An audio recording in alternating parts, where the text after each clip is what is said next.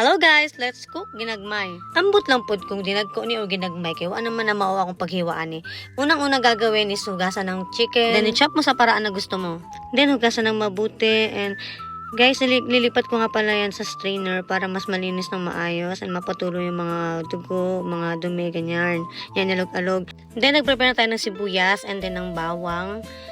And then, meron din tayong carrots, 2, and then nagready rin tayo ng potato na 3 piraso. And nilagyan natin yan sa kaldero, takip ng kaldero, syempre gamitin natin yan. And then, hiwain na natin ng carrots into cubes and pati na rin yung potato, hiwain din natin into cubes yan. Same lang sila guys.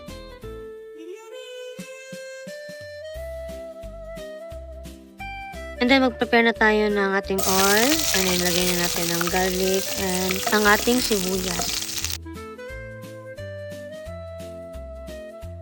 Hintayin na natin maluto ng konti guys. And then, lagyan na natin ang ating chicken. Depende na sa inyo guys kung gusto nyo ilaga mo na yung chicken or what. Kasi ako diniretso ko na kasi gutom na kami. And i-mix nyo lang siya hanggang sa maluto.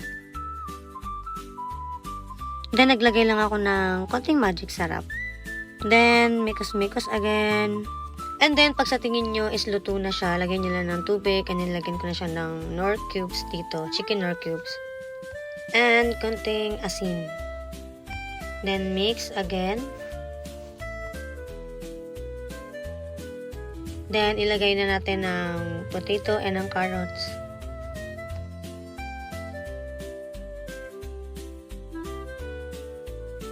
And then, dito nag-prepare naman ako ng cornstarch para lumapot naman yung ating sabaw. And lalagyan natin siya. Then, mix lang natin and tayo natin kumulo. Then, nag-add din tayo ng black pepper. Then, nag-prepare din pala ako ng food coloring guys para may kulay naman yung niluto natin na ginagmay.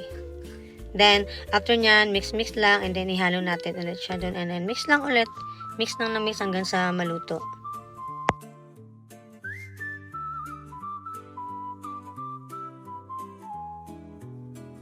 Pagkakulo, syempre, alam na. Eating time.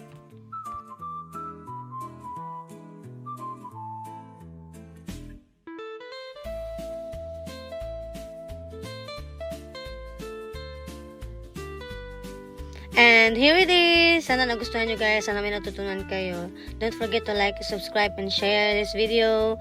Bye!